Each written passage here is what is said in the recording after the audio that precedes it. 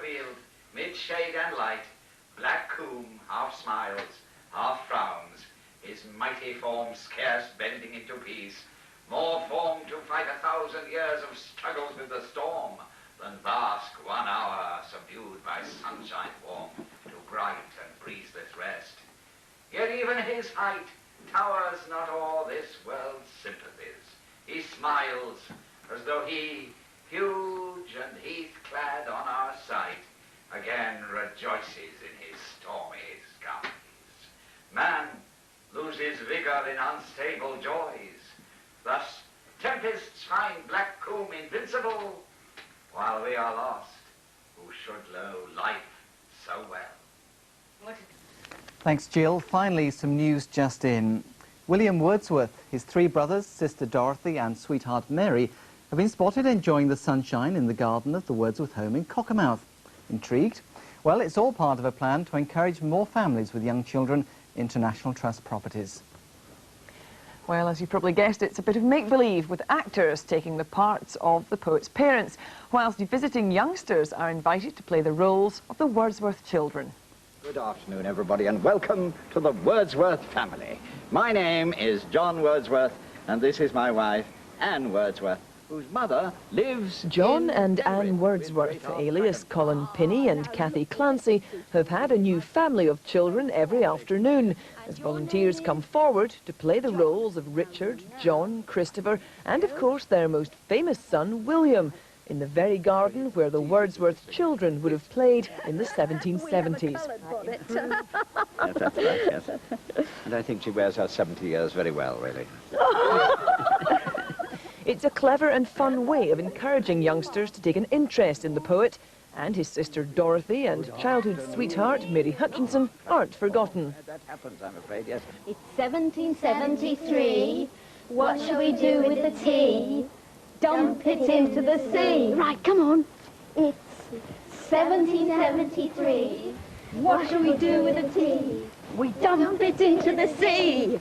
Perhaps, Mother, you could tell the children a story now, and after all their efforts. Gulliver has travelled to the land of the giants. Going to do the hand movements. He was found by a farmer and looked after by the farmer's daughter, Glumdalitch. Can you... Captain Cook, Colin and Kathy are professional actors who have travelled to the Lake District many times to highlight the works of the area's famous writers through drama. This production is supported by the National Trust, who are hoping to encourage more children into their properties through a year-long initiative called Children Welcome. Well, perhaps we enjoy playing with the children. I think that is the chief thing, really. Yes, the children are the stars of it, and they've been marvellous, and they've enjoyed very much learning about the life of Anne and John. We slip in a few facts between the games, really. Mm-hmm.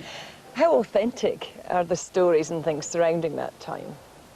Oh, I think you could say completely authentic. Yes, really. that's right. We read a piece from Gulliver's Travels by Jonathan Swift, and that was one of William's favourite stories, and we do the hand movements that go with it, and the children really enjoy it, The Land of the Giants.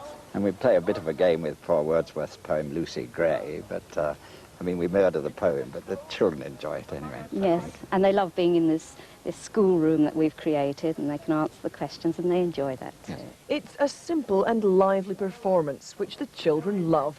And if it encourages them to take an interest in the work of one of the country's best-known poets, well, then it's all been worthwhile. Footprints, they were done. What a great idea, and a wonderful setting there as well. It was absolutely beautiful. Unfortunately, that was the last performance, but they all loved it. That's it from us. Good night. Good night.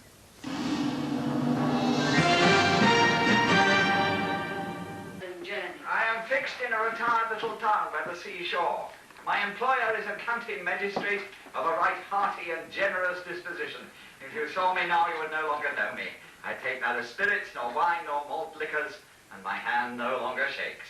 I dress in black, and every lady says... What a good young gentleman is the young Postlethwaite's tutor. I ride to the bankers at Ulverston with Mr. Postlethwaite and sit drinking tea and talking slander with old ladies. A little black being who sometimes borrows the looks of an insane tomcat Or a delirious hyena. Perhaps his power of mind reminded Charlotte of Zamora. She fell hopelessly in love with him and came home heartbroken after a year. Her pathetic letters to Brussels torn up on arrival. He was as mute as is the grave. He stood stirless as a tower. At last I looked up, and I saw I prayed to stone. I had not then, mid heartless crowds, to spend a thankless life in seeking after others' good with anxious toil and strife. Such speechless raptures I have known, but only in my dreams. At Bramwell Road, I was like a wanderer breasting keen mountain winds, and on a summit resting with sleet and north winds howling overhead, and nature, like a map beneath him spread by that mysterious hand that graves the plan of this drear country called the life of man. I'll walk where my own nature would be leading. It vexes me to choose another guide, where the grey flocks in ferny glens are feeding, where the wild wind blows on the mountainside.